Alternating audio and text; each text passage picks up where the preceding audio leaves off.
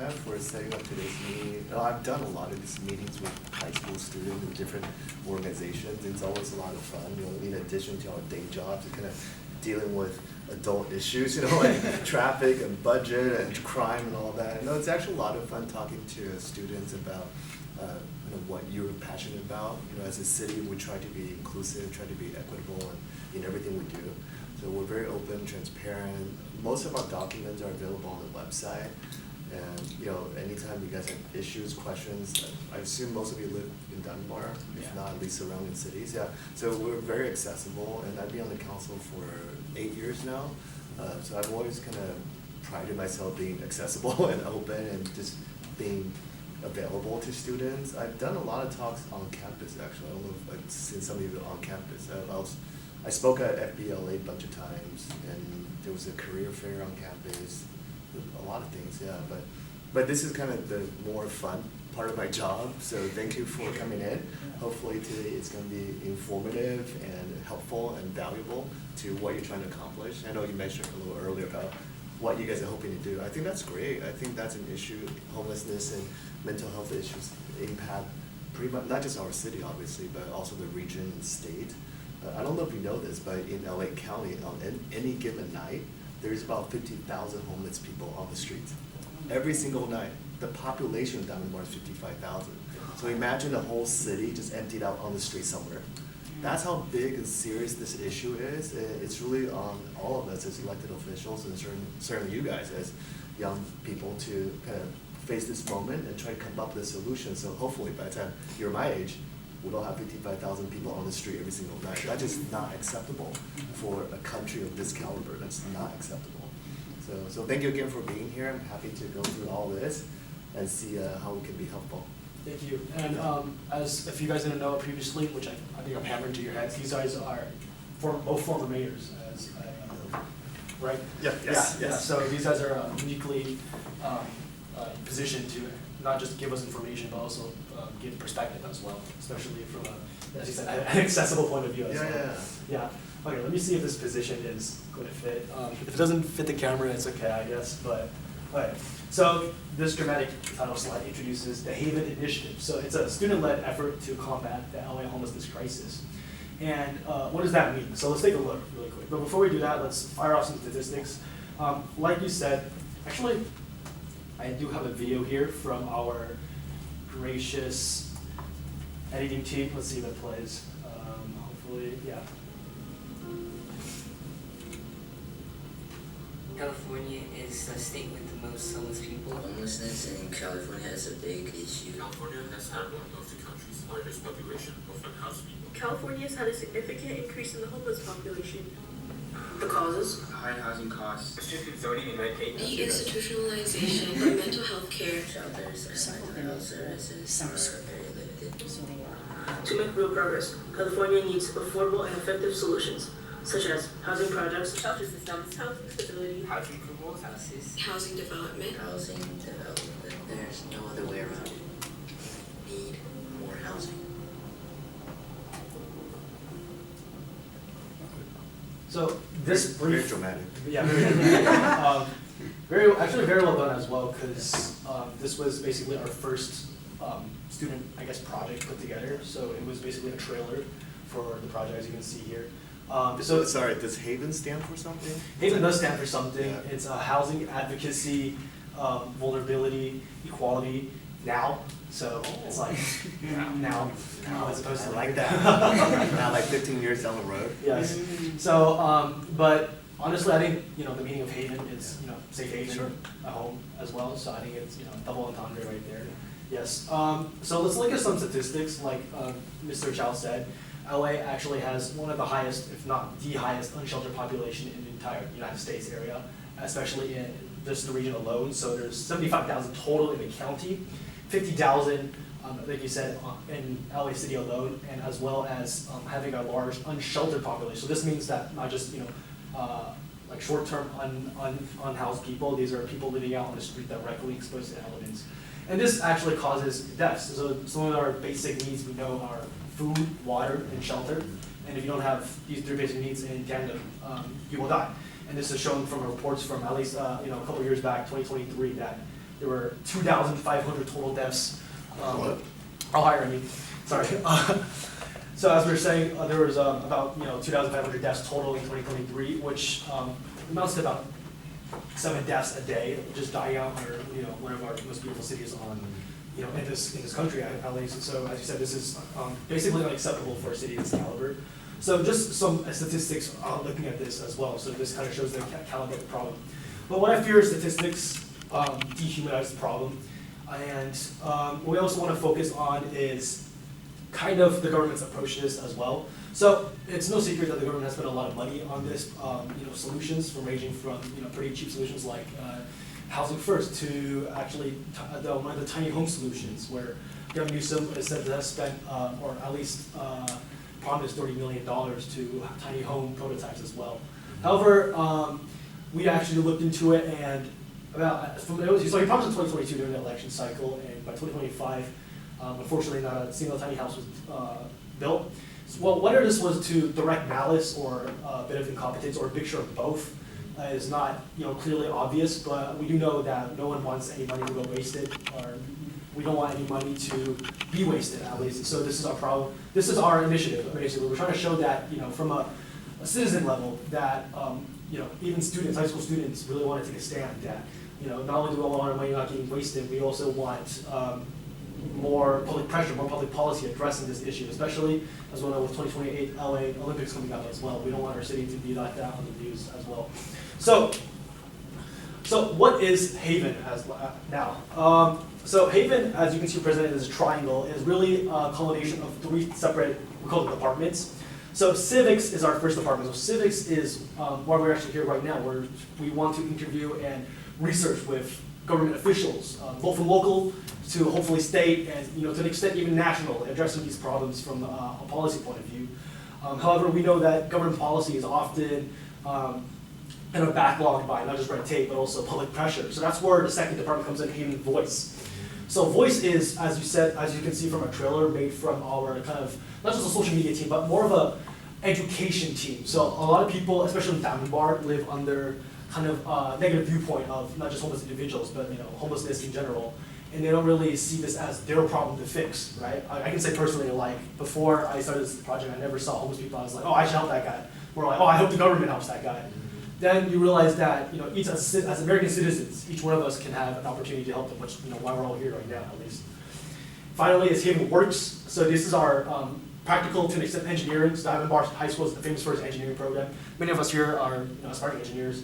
Not me personally, but many of our great team members. So what our great plan is to do is from a civics point. Sorry, Stan.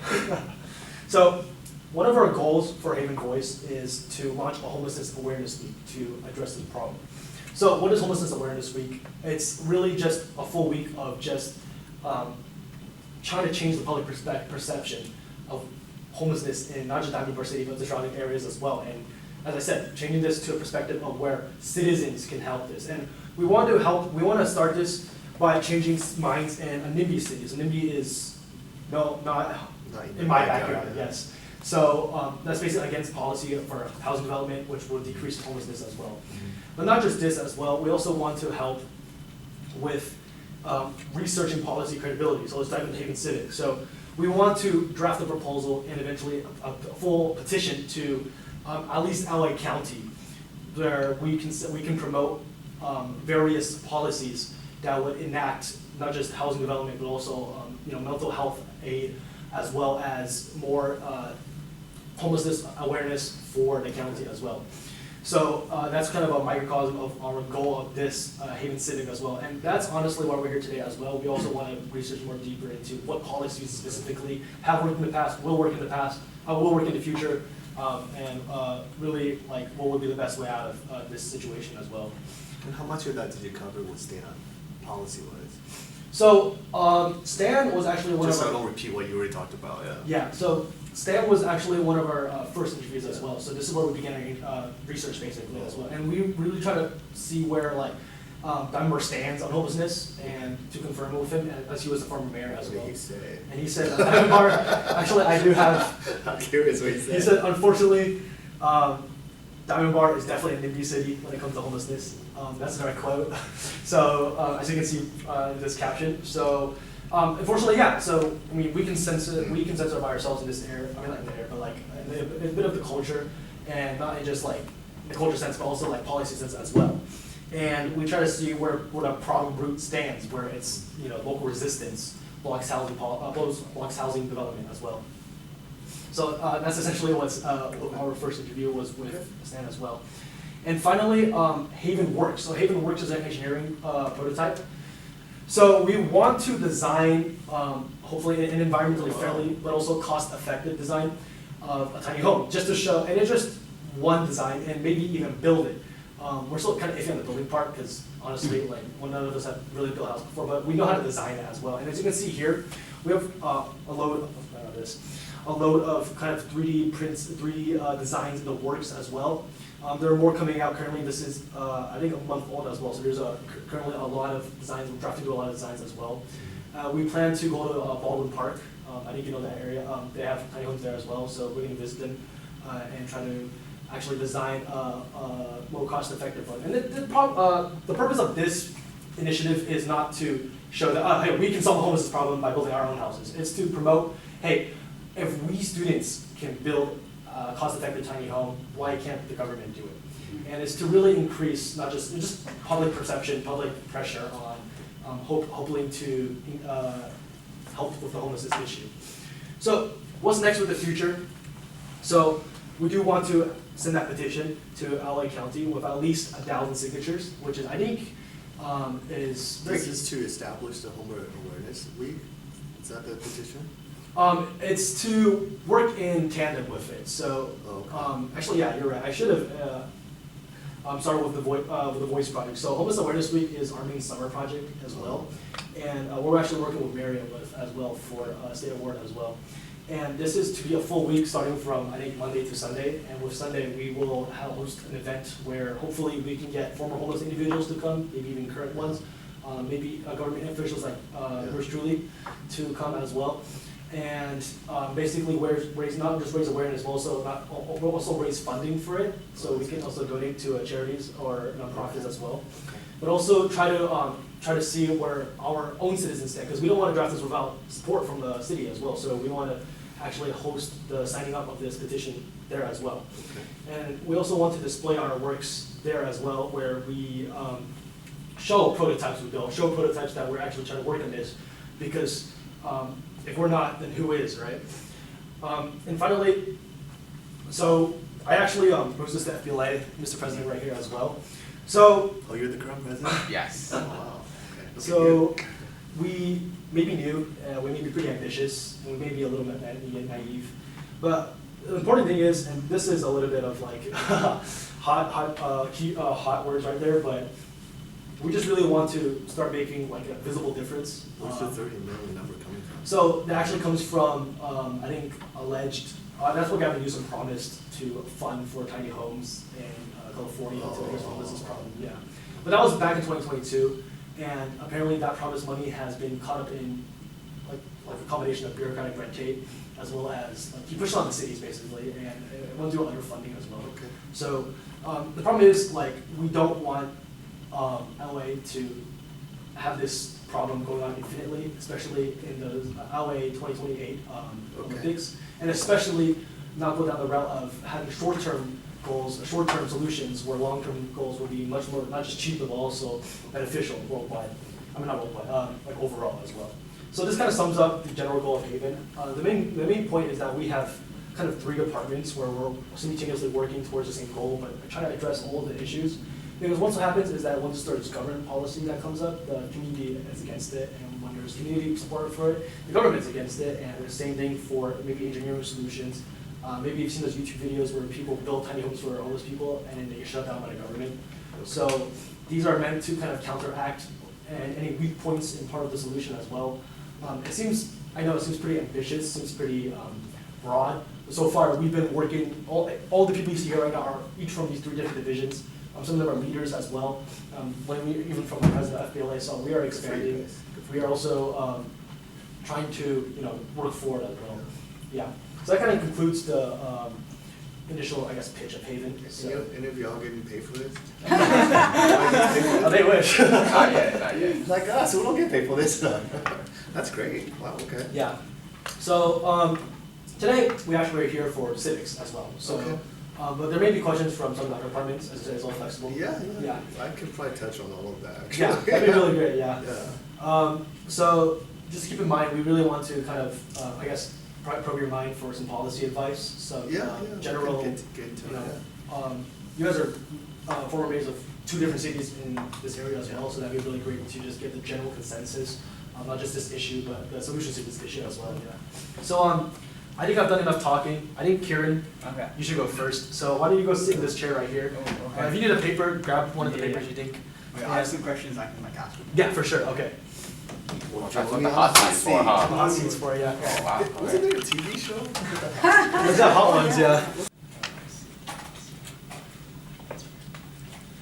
Okay, so what is one thing you think like the average American, like the average like Joe Smo, like person like living in the suburbs, what do you think they miss about like the homeless crisis? Like if you were to tell them one thing about homelessness in America, like what would you tell them? Like to change the perspective. No, that's a really good question. I think, especially in a city like Diamond Bar, Walnut, we're generally considered to be kind of more affluent and upper middle class. And when we talk about homelessness, I think it kind of, people have this image in their head, right? You think about people in a tent, they're wearing tattered clothing, they're all dirty and whatever. But I think that one thing people forget is that there's a human behind that, right? That person at some point, it's a person. It's someone's son, someone's father, someone's brother. That's also a person. I think a lot of times it's easy to just categorize it as a problem, or as almost like a disease on your city. But I think when you start thinking of a person in those terms, you kind of dehumanize them and you trivialize their problem, right? So I think a lot of people just forget that there's a person there. It's not just a bag of trash waiting to be taken away somewhere, or it's not just someone dying that needs to be fixed up. There's a person there. That person has a story. And the thing that's unique about Diamond Bar, you may or may not know this, but most people that are experiencing homelessness in Diamond Bar have some ties to Diamond Bar. Most of them actually grew up here. They still have family members here. Most of them. The ones that kind of what we consider chronic, that they don't leave, or they don't accept offer of housing somewhere else, because they have family members here. I know personally a couple stories of they just, they grew up here, the upper middle class family, everything's fine until they either had a drug addiction or they develop mental health issue. And also their parents, as they're aging, they can't handle them in the house. So they end up on the street. But they don't want to leave because they say, well, if I really need something, I can go back to mom and dad or uncle, whatever, and get a glass of water, whatever. And that's really, you'd be surprised how many people that you see in Diamond Bar actually have ties locally. Yeah, and they still do, right? And that's why a lot of times people forget that these are actual human beings that have ties to a community. Yeah. So for me, that's one thing that I think a lot of people forget, that these are actual humans. Yeah. I remember someone once said, we make a living by what we get, but we make a life by what we give. Homeless issue is no longer an individual issue, his problem, her problem, or their problem. It's a community issue. When there's a community issue, I think we need to jump in. We need to collaborate with every city. And I think I said earlier that we need to get more people attention about this is community issue. That's why we need to work together. By one people or one city to solve a community issue, it takes a long time. But if we are able to collaborate together, LA County has over maybe 88 cities. If for these 88 cities that we can work together, I have confidence that we will be able to solve, to help, to make this homeless welcome and have settled with a nice place for them. So I guess we need to work together. And I'm really thankful for all the young people, young generation, that you sense about this community issue. And you guys jump in to at least take the lead, initiate, So I think it's a wonderful thing. So if we are able to get LA County and all the city to at least recognize that this is an issue that the whole, region is not only one city's issue. Yeah, that's really good. Yes. Good question. Yeah, thank you. Yes. Yeah. Good answer. Done it a few times, but okay. What's next? Okay. Okay. So, obviously you guys have both served in government, Yeah. but to what extent do you guys think the government is responsible for the homeless crisis in the first place? And if so, what do you think the government can do to fix it? So, I'll go first. So, kind of as a government elected official, it's hard to admit this, but I think this really started with policy issue. So I don't know if you guys know this, but back in the, was it 80s, when was it Reagan, as government at the time, decided Yes. to basically close all the state-funded mental hospitals. And, which is, on paper, it's okay, because there was a lot of abuse, they felt like people were getting shock therapy, and so they just weren't getting the care that they needed in a humane way. But he went and closed down all the state-funded mental hospitals without a backup plan. So all these people ended up back in their homes or on the streets, where there's no one trained to take care of this massive number of people that got returned back. And believe it or not, that problem persists until today. Right? There's still people who are experiencing homelessness because of mental issues, addiction issues. So it's really kind of started with that. And I think since then, also the housing costs in California just got away from the people. And obviously there's inflation, wage inflation, all that, but if you look at the real numbers of wage inflation since the 80s and 90s, did not even come close of keeping up with housing inflation. It just wasn't close. And that, in a sense, forced out a lot of people who just don't have a place to stay. I mean, homelessness is a very complicated issue. I think all of you recognize that. It's not just one thing. It's not just, there's not enough housing units. It's not just, there's addiction. It's a lot of things. And luckily, back to Mary's point, that there are regional organizations that are actively working on this. I actually sit on a board called the San Gabriel Valley San Gabriel Valley COG of Governments, or Council of Governments, SGV COG.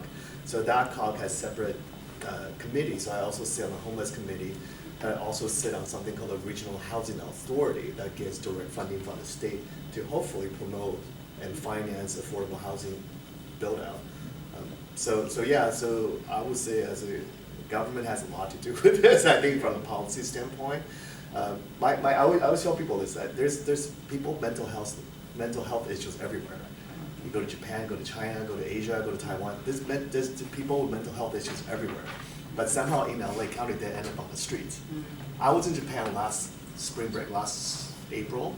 The whole time I was there, I saw one homeless person. One. And it was at a metro station. One. You can't tell me they don't have people experiencing mental health crisis or addiction issue. You can't tell me that. But somehow they figured out as a nation, as a policymakers, how to provide humane services to these people so they're not on the street. We just haven't figured it out yet. So I think government policies have a lot to do with it. Yes, I would like to echo Mayor Tro's response to the issue that we are discussing. And I want to point out is this is not a perfect world. We run into different type of issue every single day. Remember they call obstacle is the way. So we learn how to solve, we learn how to appreciate, we learn how to cooperate. Yes, as a government, the reason people elect us, we do have a jurisdiction and responsibility. California state has a responsibility as well. Our federal government has a responsibility as well. And they all have a different committee, like mayor is sitting on homeless. We have a committee that we are discussing how can we help all these homeless. And they do have a budget, like our governor, he was originally promised that if we able to, then they will be $30 million, right? And also federal government, they do have an issue. They have responsibility, and they have funding for the homeless issue as well. But because United States jurisdiction is a little bit different than different country, other countries, because we have like federal government, state government, and each state is a little bit different, and each city is a little different as well. So, and this homeless issue is not only one city issue. So, if, for example, the most of the homeless right now is concentrated in LA City, right? So, how can, as a elected official, that we can make a policy that we will be able to help those current homeless people?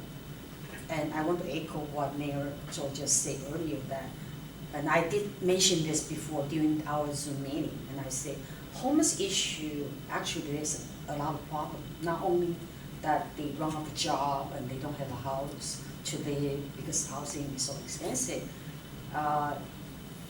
they have some problem like drug issue, mental issue.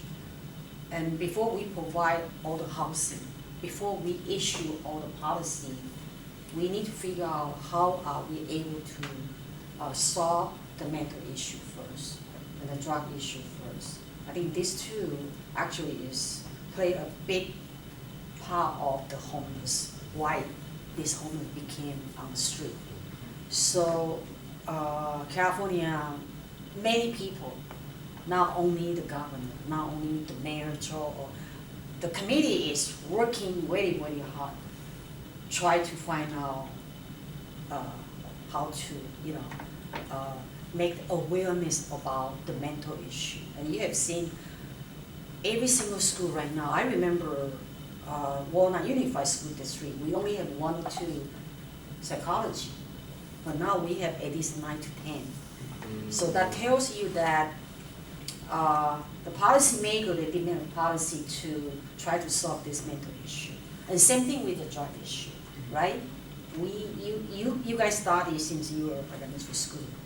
Constantly we try to make awareness of this drug issue. So, but no matter how many issues we issue, back to the original, we still have to work together. And same thing, from the bottom of my heart, I really appreciate young leaders like you, because your voice counts. And maybe your voice is even more influential for your same age.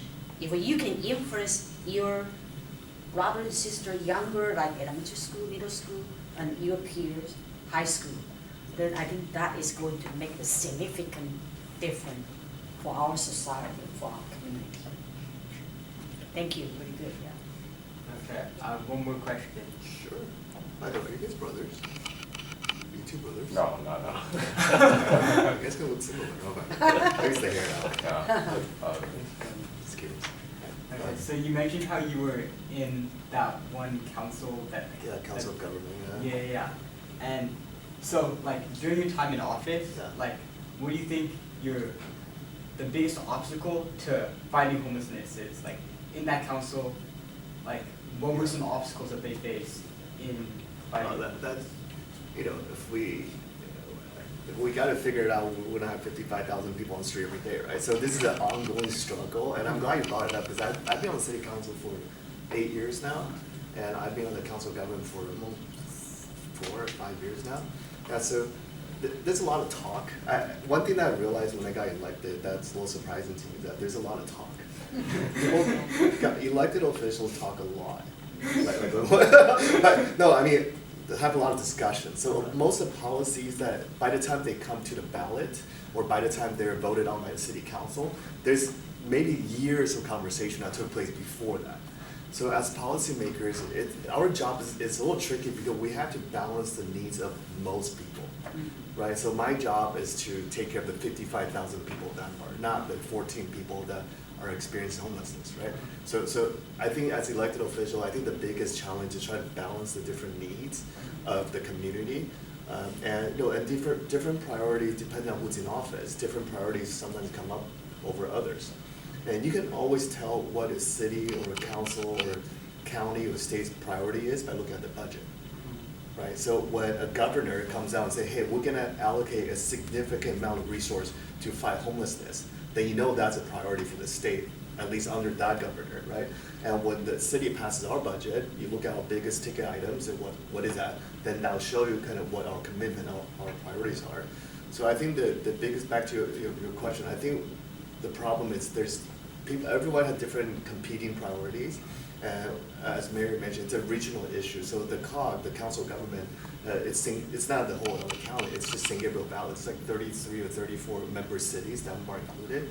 Even amongst this 34 cities, it takes a long time, a lot of conversations to come to a consensus. Hey, we're gonna allocate this money to this issue, or we're gonna allocate this money to that project. So I think a lot of it, it's the problem is how many voices are at the table. But at the same time, though, I have to say that that's also kind of the beauty of it, right? It's democracy, right? It's always how do we serve the most people with the limited resource that we have. We don't have a limited budget. If we had, unlimited budget every year, we can probably solve most problems. But it's always within a limited budget. We fight for the priorities. And some cities, some governors, some mayors, council members are concerned about other things. Right, if you go to a city like Denver versus say like Long Beach or like Pomona, they have different priorities, obviously. And when you put all of the mayors in the same room, we all fight for our own priorities. And the thing about budget, unlike other things, budget is a zero-sum game. It's a pie. If I give you a slice of pie, that means there's a less of a pie to give somebody else. Yeah, so that's the issue. I feel like it's limited resources and everyone has competing priorities. And a lot of those priorities are obviously driven by your ideology, right? Because we're all people, we all have our feelings and thoughts about things. So when you put all the people in the same room, different ideologies start taking place and that'll poke the conversation in a certain way. So really the issue is how do you come to a consensus that will work with most people and live in with that consequence. Wonderful. I think that's a good question. I'm pretty sure you have some others, you have questions, so maybe we want to switch the hot seat, right? Is that okay? Good question, man. Yes. Good job. Good answer. Very good. Thank you. I have a quick question. So you want to sit right here? So is, But guys, Hot can we seat. keep this to actually 2 questions due to timing reasons? Otherwise, we're totally running out of And I'll time. try to keep my answers Yeah. short. No, that's sorry. fine. You can keep that as long as you need. Oh, okay. It just increasingly talking point for I guess the left or the right to kind of throw on each other and basically what do you guys feel about the perspective of both political spectrums on it? So my personal feeling is that homelessness it's a universal issue. I don't think it's necessarily a partisan issue because it's obvious that we have a problem. It's obvious that California has the largest number of homeless people in the entire country.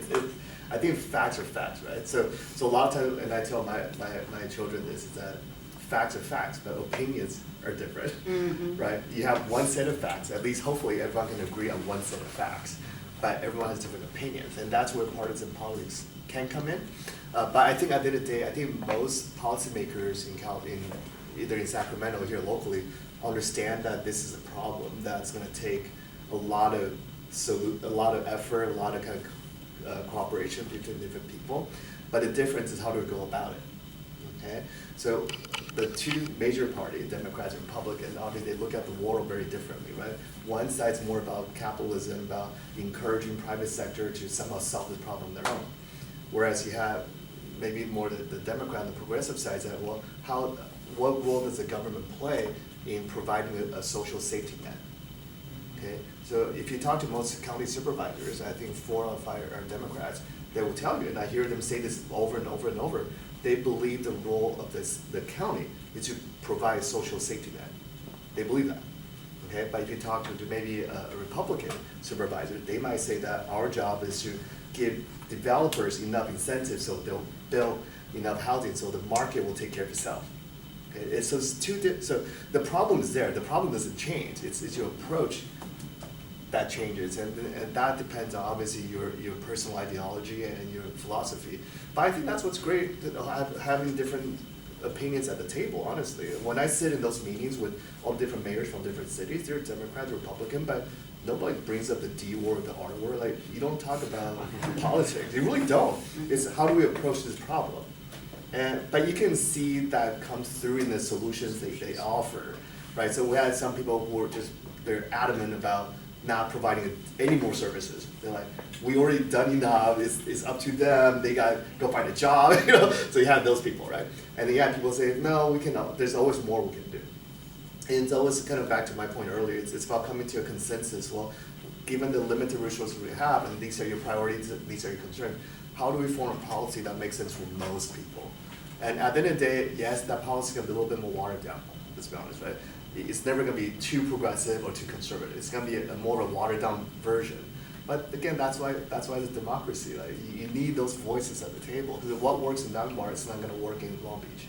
And what works in Pomona, it's not gonna work in San Marino, it's just not. But that's why we have all the voices. So I will say that politics doesn't really come to, I mean, no one's gonna sit at a table and say, well, we're Republicans. No one really does it, honestly. I never hear, I'd be shocked if somebody says that. It's more about coming to a solution that everyone can live with. That's very reassuring to hear, yeah, for sure. Well, as an elected official, we are actually public servant. So we elect to serve people. We are not elected to serve our being, Yeah. right? So I want to echo what Mayor Joe just said. You know, we elected to serve community to see, but we have priority as well. You know, like City of Diamond Bar, City of Walnut. And politics is always there. You know, of course, honestly, the reason that California is because this is a Democrat, you know, state.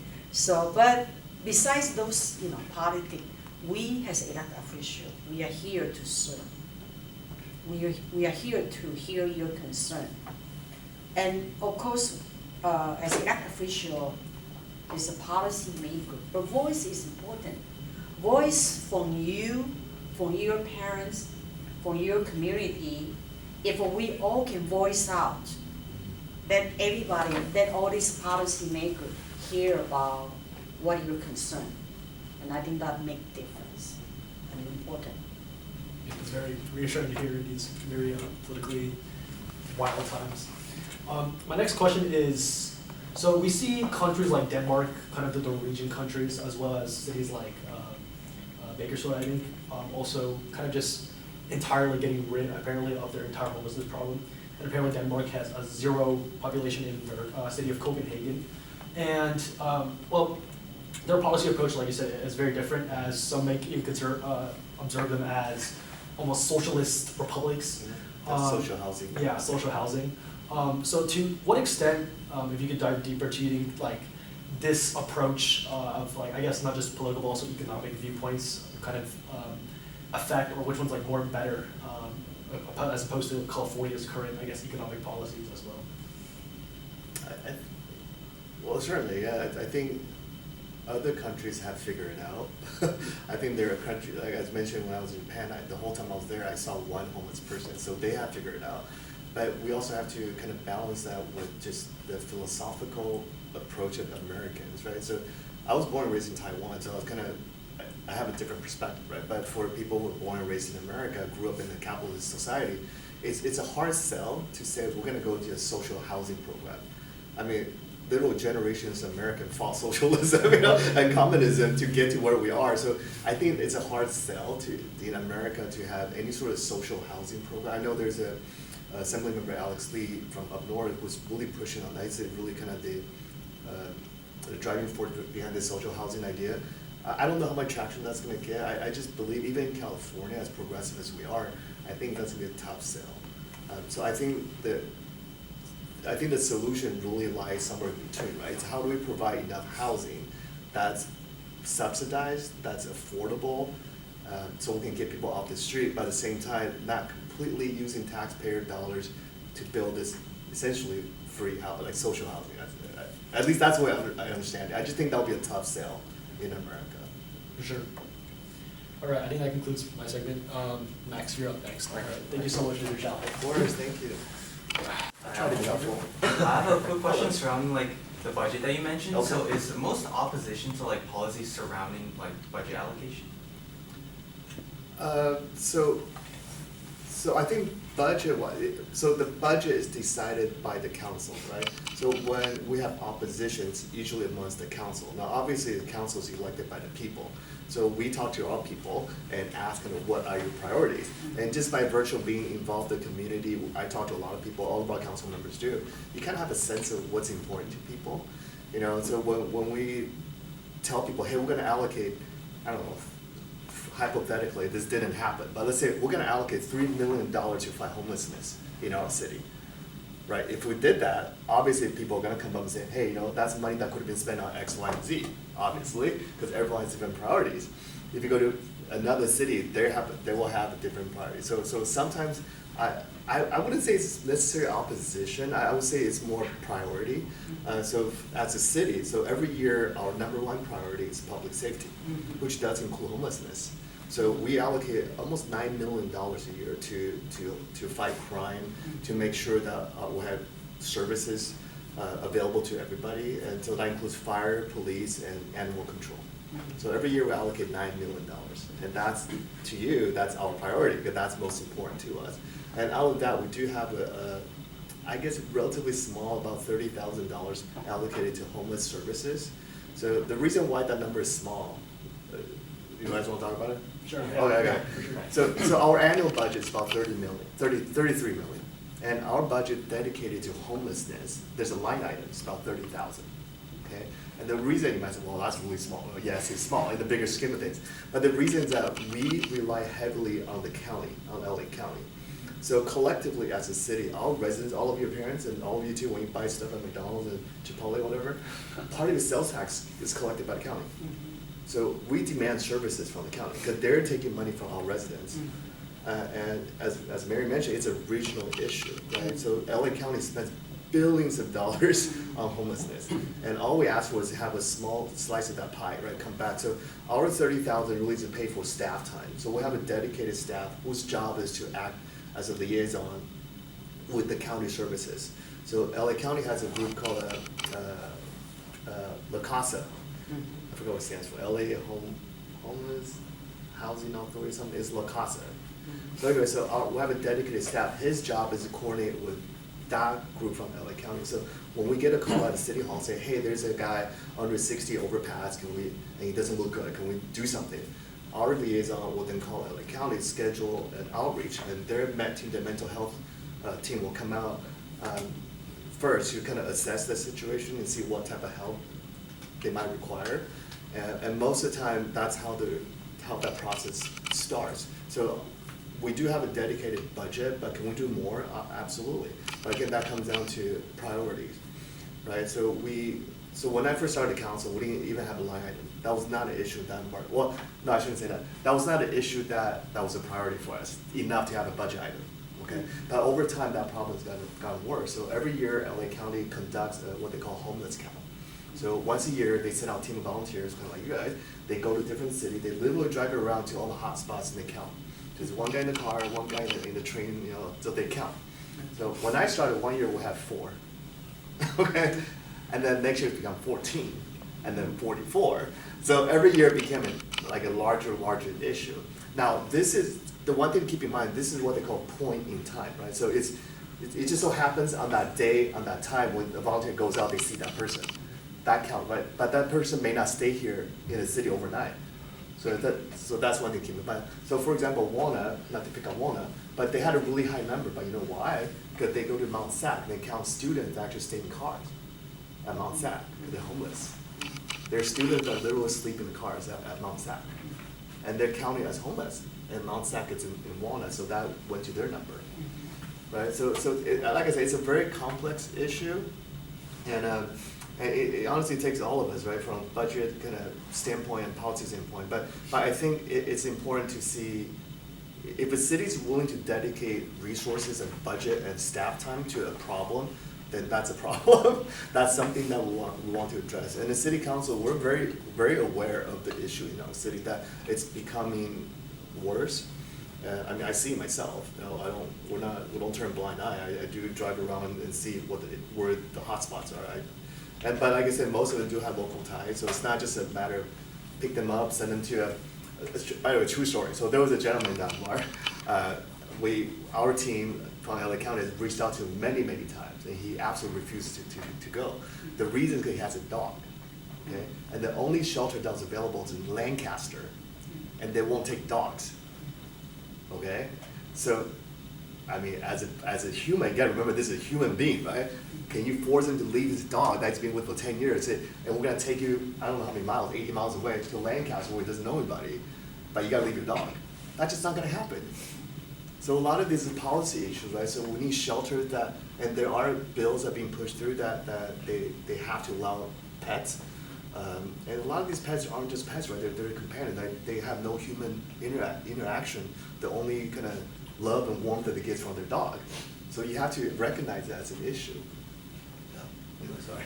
Oh, no, I just echoed. What is your next question? Oh, so I want to readdress the problem surrounding like mental health issue and like addiction. So regarding what you said before, like as you can see, there's clearly like changes that's been done since like the 80s where like there's people reaching out, there's outreach. Like what other ways have we taken as like a city to address this mental health issue? Okay, mental issue. This is, it could be like from a small family, community, a state, and the whole nation, even the whole world. So, I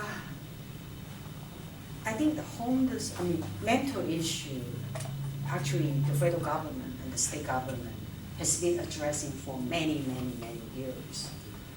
And even in our small community, like our school, right? Especially recently because the world with this AI, so many people, they don't want to get involved with human connection. They just want to with the social media. Just text me, don't talk to me. Yeah. Just text me. Yeah, so that creates a lot of the mental issue. So I always discuss with a lot of leaders and also the state. Actually, we need to start with education. You know, remember the one of the former president from South Africa, Mendoza. He said, education is the most powerful weapon that you can change the whole world. So a lot of mental issue, we can start with family, and that start with education as well. You know, we start with family, and then reach out to the community and school. School is doing a great job. I think really, really sensitive. And the reason school is take a lot of big priority about get educated about this, mental issue is because we have funding. Everything is about money is not everything, but it's the only thing. No, but everything related to money. And like Mayor was saying that budget is like a pie. If you dedicate big pie to this, then how about your education funding? So the policymaker, they have to decide what is the most important thing.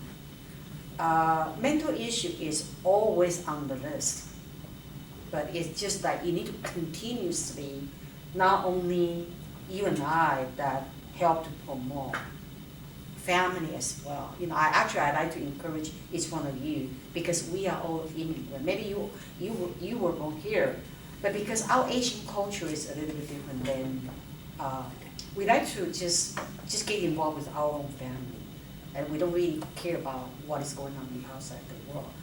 So maybe you can educate your parents as well. Say, well, we really need to reach out and help the community because sense of community can help you really solve your mental issue. So if we can make every single person in our community that have a sense of belonging, that you guys are doing the great job because you don't just, text me but you are here to a meeting with Mayor Joe and with meeting with me, that make big difference. Because I'm pretty sure that you learned a lot from today, and you can share with your peers and even share with the elementary school. So for those mental issues, you need to start earlier, educate them, and of course, we need to continuously to update. For example, 1970. And now we are in a different era. We have totally different issues.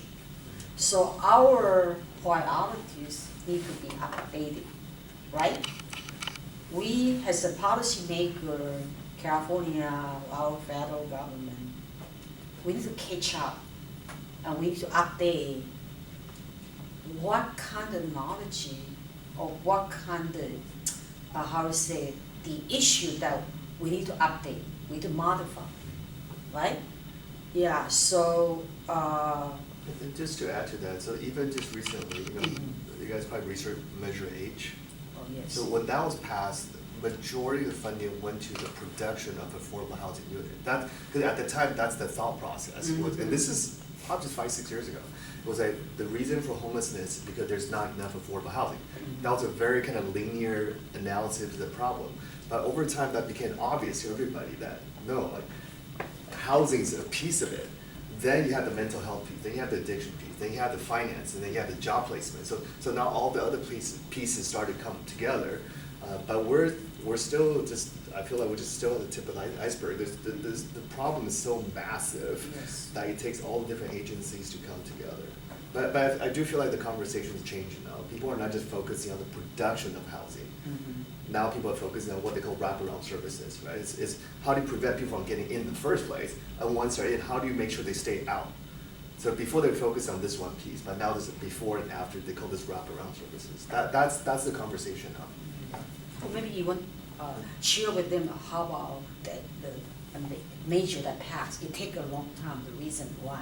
So you would want to Yeah, so educate them. we'll Measure H, have you guys researched it, Measure H? I think we glanced at it, but we haven't really done in-depth It was- research. So basically, voters in LA County agreed to tax ourselves in terms of, by ways of additional sales tax. I think it was 50 cents, additional tax for 5 years. So now whatever is generated by this additional tax will be earmarked exclusively to fight homelessness. And LA County has 10 million people, so that's a lot of sales tax, even just like 50 cents. But I think that generated billions of dollars. And the money came in so fast that the LA County didn't have the infrastructure or even the team in place yet to spend this money. So there was a lot of money that got caught up, or some of them had disappeared through this process. But again, as I mentioned, back in the day, the focus was on production of housing, so that's what they really focused on. But now, La Casa itself, that's the agency that was receiving majority of this funding. They've changed the narrative, because I've been involved with this homeless issue for the past 5 years now. So the whole narrative has changed. So now with the new bond that's that's on, I think that already passed, is to, in addition to housing, now they have wraparound services built into the bond. So La Casa job now is in addition to encourage production of affordable housing, but also making sure that these people get the mental health help that they need, the addiction help they need, job placement, job skill training, all of that. Yeah. Answer your question? Yeah. That was a very Yeah. long answer. Really but- good, good That's very questions, nice. yeah. So I think we still have Yeah. three of you. Yeah, of course. Let's So I want to finish off this meeting by bringing up housing, since like a big problem with homelessness is just like people who don't have a roof over their heads, right? Yes. So my first question is, you guys have any like, have there been any like proposals or plans for like building supportive housing units?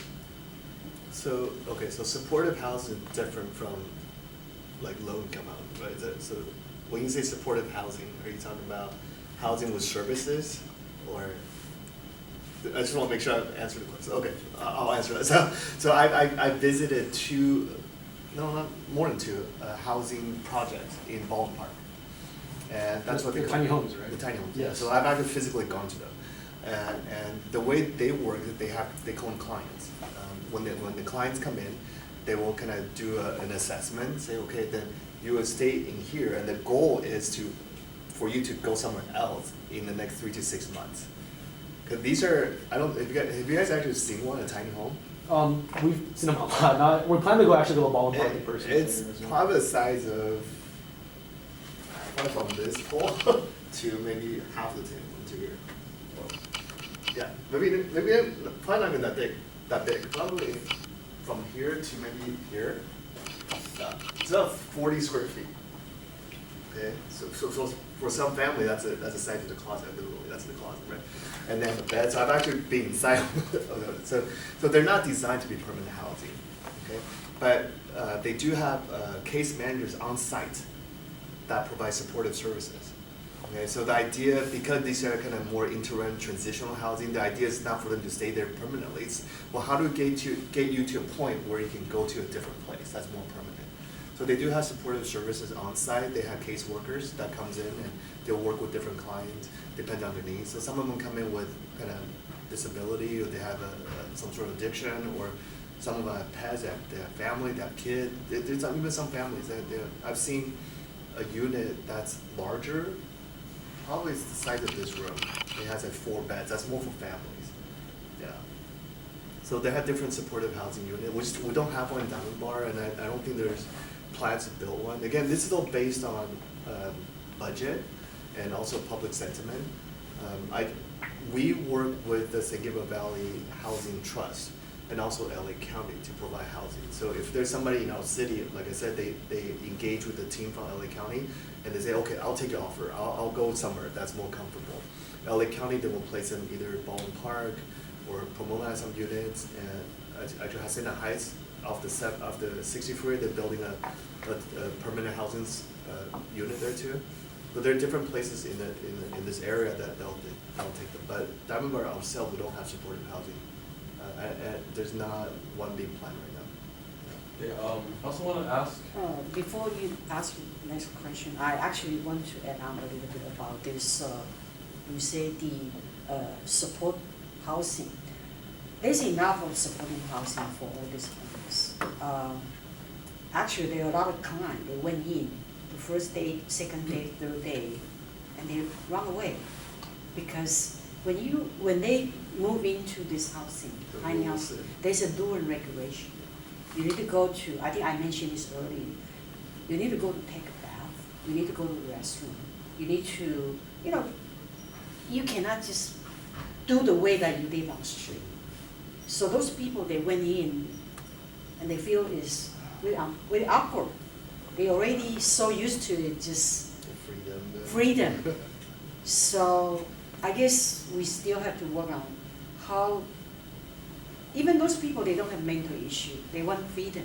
Like Mayor said earlier, I want to live in the nature.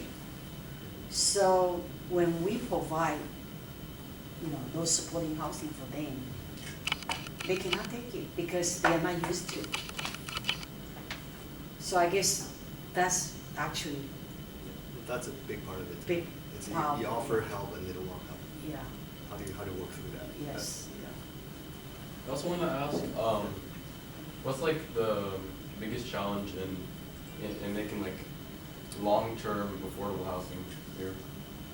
Like Diamond Bar specifically, or it's kind of in that Diamond Bar. region. For LA region as well, yeah. Long-term affordable housing. I think the issue is not really like building housing. I feel like if the government provides the right incentive, the builders will build. Okay, I feel like the issue is, one, taking these clients, like having to agree to move in, and secondly, making sure that they will stay there. I think that's the issue.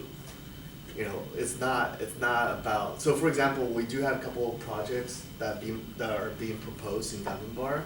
So the way that works, so one particular project, so you understand kind of how this issue works. So the developer first comes in and says, we're gonna build 12 condos, okay?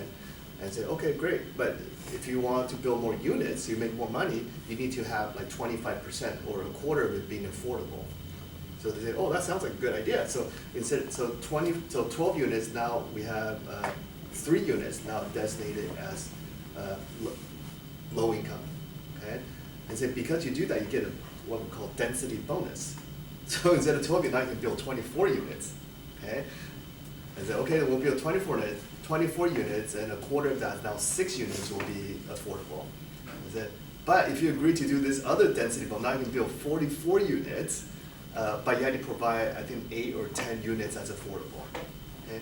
So this is state policy, state law, so as a city we have to follow. So because they are willing to build affordable housing units that's charging less than market rate, now they can go from 12 units down to 44 units of total units. Okay, so obviously that's more money in the pocket for developers and more affordable units for the people that need them. But the problem there is now you gotta deal with the neighbors, right? The neighbors that, well, I don't want 44 condos next to me, and this is where NIMBY comes in. You know, honestly, it's understandable. I don't wanna kind of write that off. It's understandable if you had lived in Denmark for like 30, 40 years, you're used to certain things. And all of a sudden you see all this housing going up. So I get where they're coming from. But as a city, we also have to balance that with state law. Now, state law does require every city to build units. You guys know about this, right? It's the Regional House Need Assessment, RHNA for short. So every 8 years, the state comes out and say, okay, every city has to do a study, okay, to find out where can you put more housing. The state does a statewide assessment, and they say, okay, as a state, we're, let's say 2 million units short to get to this goal that we have. It seems a little arbitrary to us at local level, but the state has this whole thing to go through and say, okay, statewide, we need this many units to be built. Okay? And say, okay, then we'll start dividing it up. LA County gets 400,000 units that you have to build, and San Diego County, so they start assigning it out. And then LA County then comes to us, say, okay, then Denmark, you need to build 2,000. I think our number is 2,500 units. Okay, so the state pushed down to county pushed down to city. So we get this mandate that somehow we had to come up with a housing plan over the next 8 years that allows developers to come and build 2,500 units somewhere. You tell me where. I don't know where, but we have to somehow come up with a plan. And every city goes through that. And so that's the state's solution to fight homelessness. Is basically forcing local cities to develop more. Okay, so that's a policy issue, and as a city, we'll obviously have to follow state law. So that's just kind of what the city and the state's trying to do to essentially get more units built. It's literally state law that we have to follow. Yeah. Well, and I think maybe this is a blessing. California, why we have so many people? Every single year, we have more people move in than people move out. So no matter how many affordable housing that we were never able to catch up. Compared with Minnesota, compared with the country that you mentioned earlier about Denmark. Denmark, yeah. Right? Denmark is such a small country that they are able to control. When a state is smaller and it's so cold or so hot, like Nevada, how many people they want to move to Nevada? So they don't have that kind of issue. California, because we have sunshine, right? We have such a nice, beautiful, landscaping. So that's a blessing, but also it's a challenge issue that we were probably not able to catch up with all the affordable housing. Yeah, because we have so many people moving every single year. Yes. Well, I guess. Actually, I think we have one more question left. So I just want to ask one final question. Thank you, Remington, by the way. You can stay there if you want. Honestly. Remington? Yeah. It's a cool name. Yeah, his last name is called Remington Deers, I think. Deers? No, Deers. Deers, yeah. Yeah. So it's like, That's a cool serious. name, man. Yeah, my cat, one is called Good Boy. The other one. Good girl? No, they both boy. The other one is Tchaikovsky. Those are better names than me. Our generation have boring names, but you guys are cool. They're nice. I think just pick my chair. One final question we want to ask is Here it comes. basically, Tough one. do you think Los Angeles, and to an extent California, and I guess to an even greater extent the entire nation, has a generally optimistic view of approaching solutions to the homelessness issue? I guess prior years, compared against the 70s, or do you think as a more pessimistic view? And why do you think that? Yeah. That's a really good question. I think for those of us who are in this space, in the public policy space, I think we by nature are optimistic. I think by nature we always feel like there's a way to solve this, and that's why we're elected and put into this position. I think generally speaking, when I go to these meetings about homelessness, I think people do believe that there's light at the end of the tunnel. Whether that's more funding, more housing, more services, but people generally believe that if we do this, and this, at some point down the road, we're not gonna have 55,000 people on the street every night. I think people generally believe that. Okay, now there are obviously a lot of challenges and setbacks along the way, but there's a group of people, and I commend all of you actually, there's a group of people who are very passionate about this. They work literally night and day on this very issue. How do we get these 55,000 people off the street?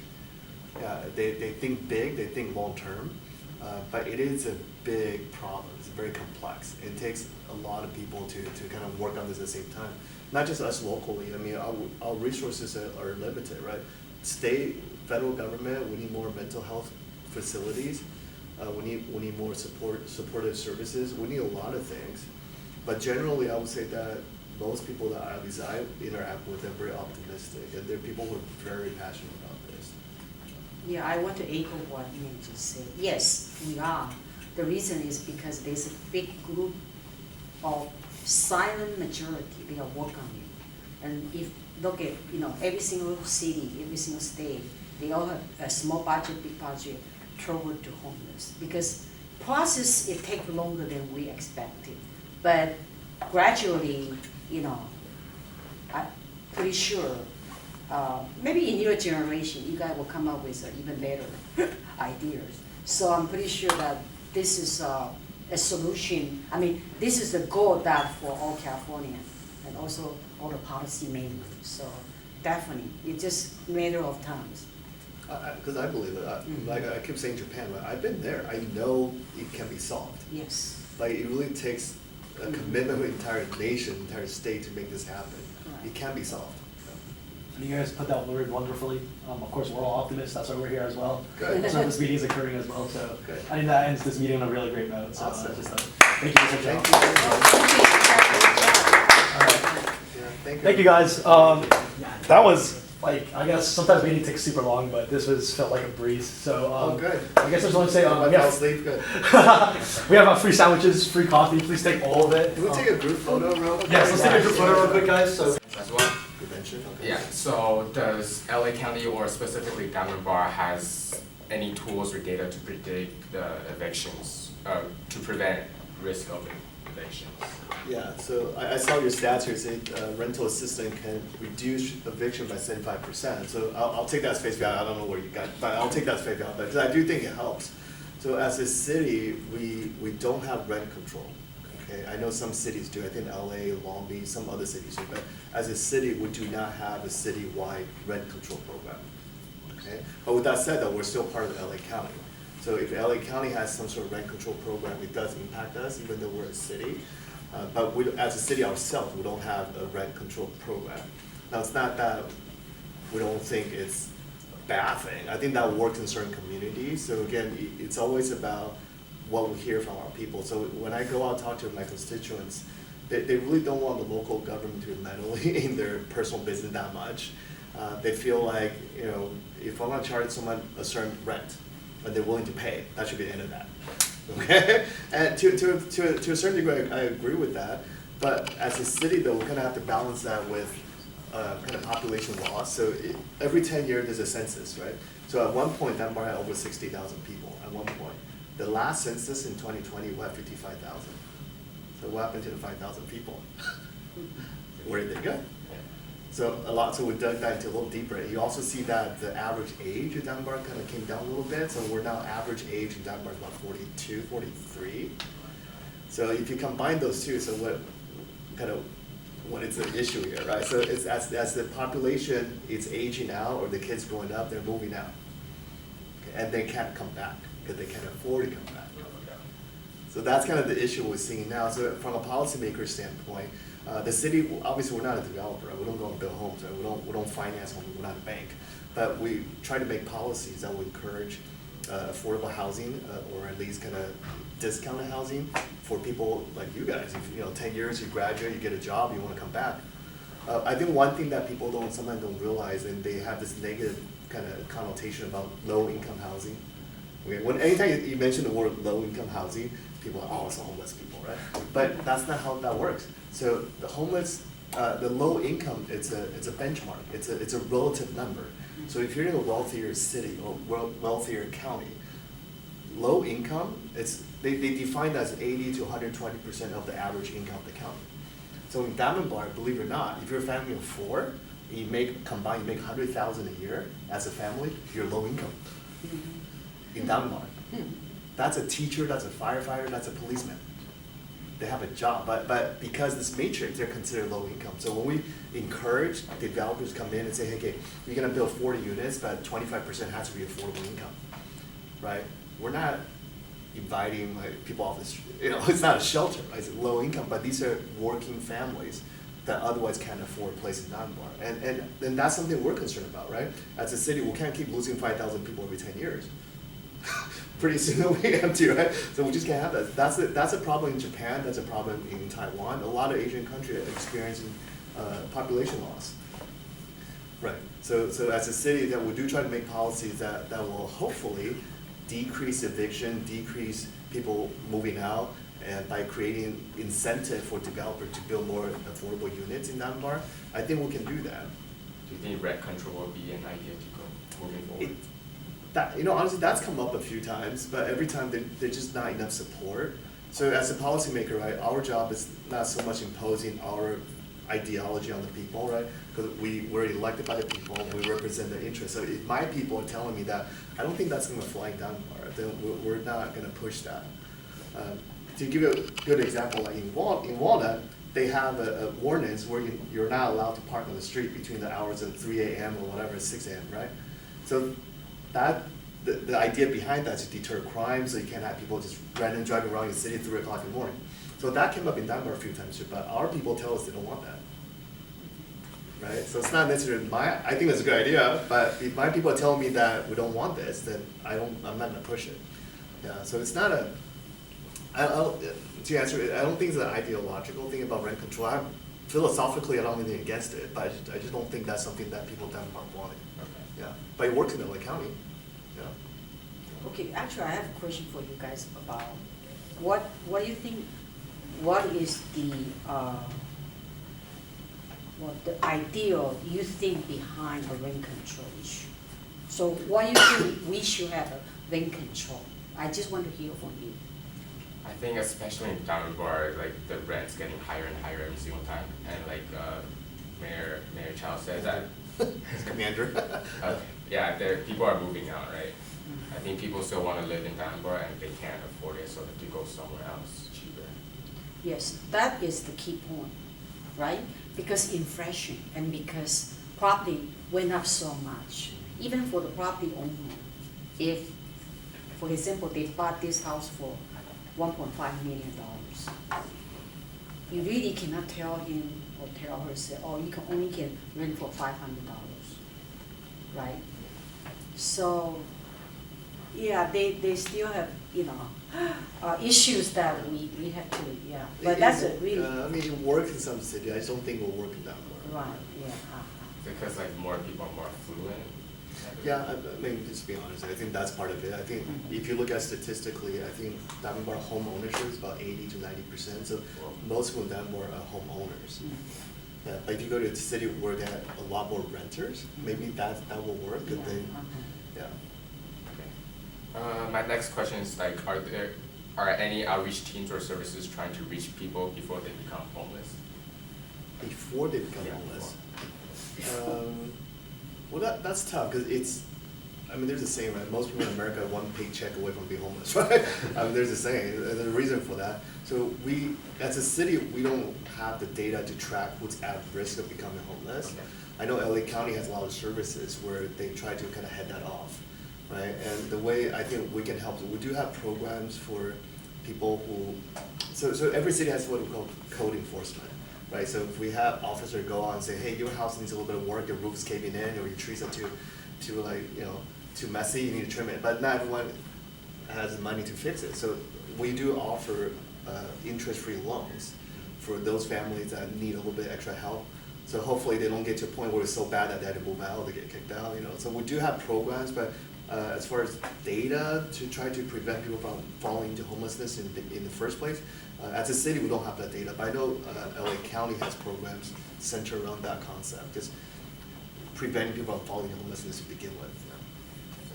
I want to echo what Mayor just said. Actually, we do have some, California has, federal government has, like in the city of Walnut, I'm pretty sure that number, we have a spatial loan for senior, for people who that they cannot afford, Yeah, that's right? all that, Yes, so actually this can prevent that when you go into, if you really, for example, you were fired and you don't have a job for a couple of years, and you can come to city and we can really help that by maybe loan you for no interest rate.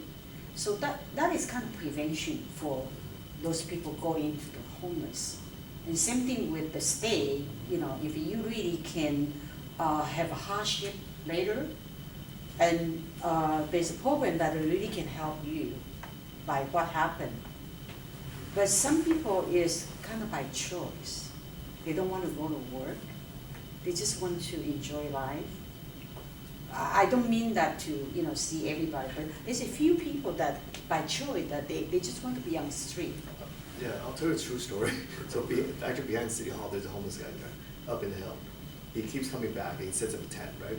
So our team has gone to talk to him so many times. He literally told us he has a house on Lemon. He said, I like being in the nature. So he literally in the backyard, up on the hill in the back. So that's by choice. Yeah, that's by choice, yeah. But as long as he's not harming anyone, right? Right.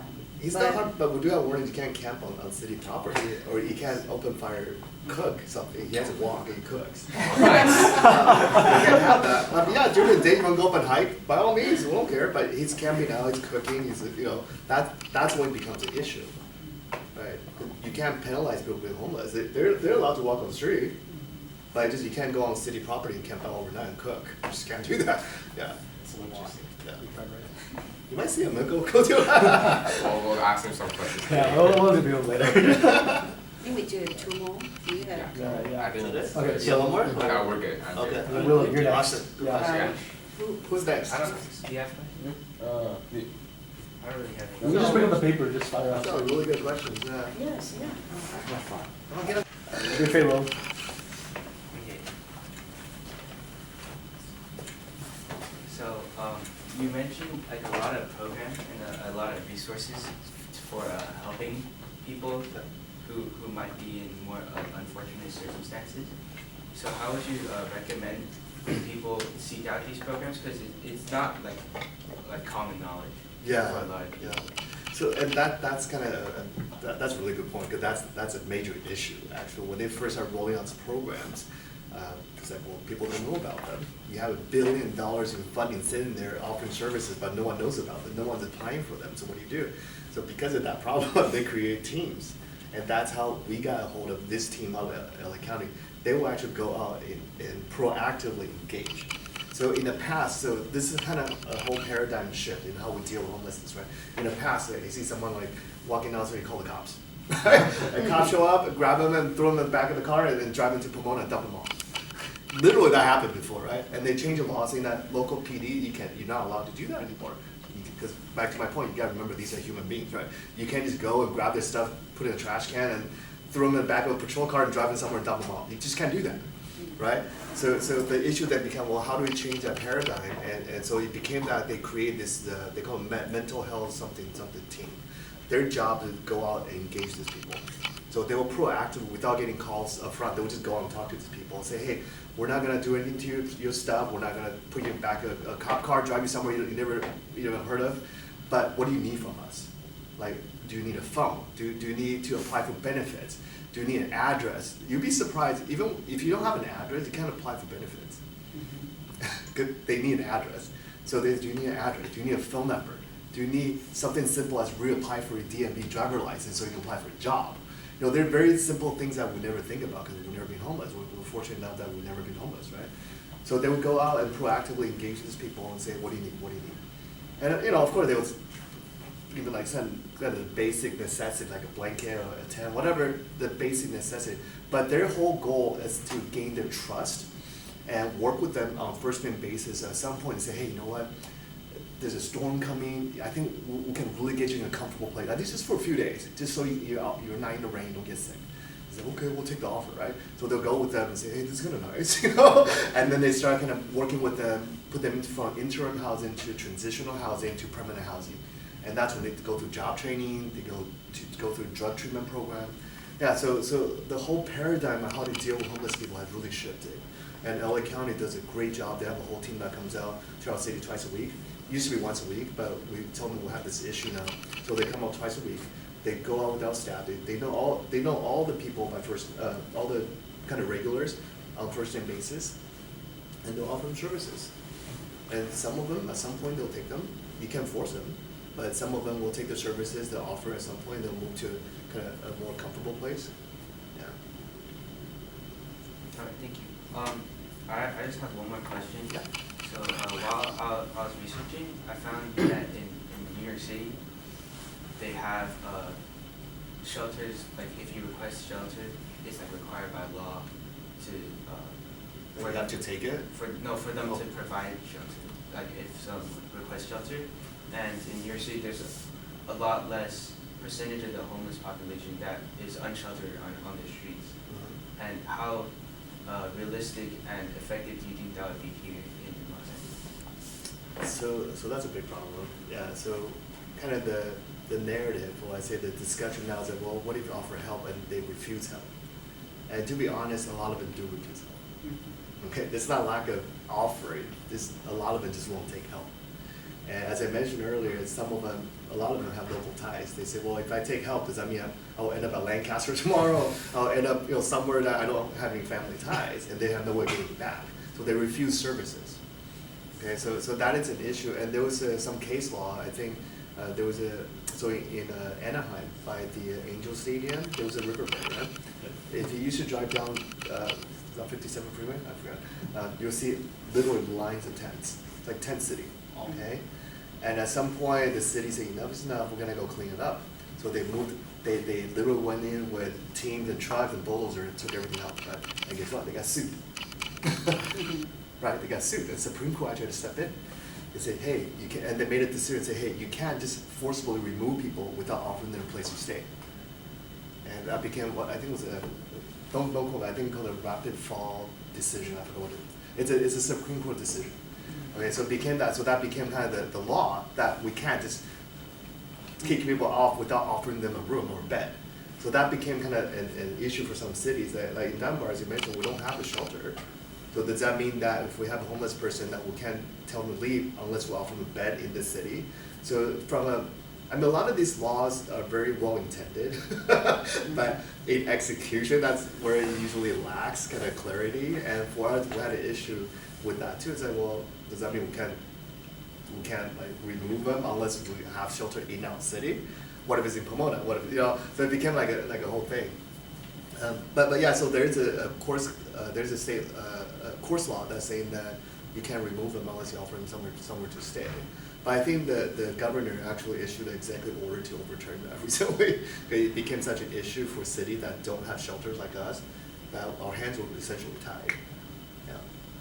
Was that your question? Yeah. Okay. Well, also like, do you think more funding should be spent towards like temporary shelters to at least get homeless people off the streets instead of like permanent housing?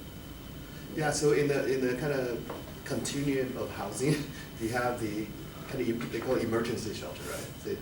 There's like a storm coming, just need a place to stay for one night. There's that. Then you have the interim housing. This is when they usually start working with caseworkers. They say, hey, you have this service available, and then from that, if they agree, they go to transitional housing.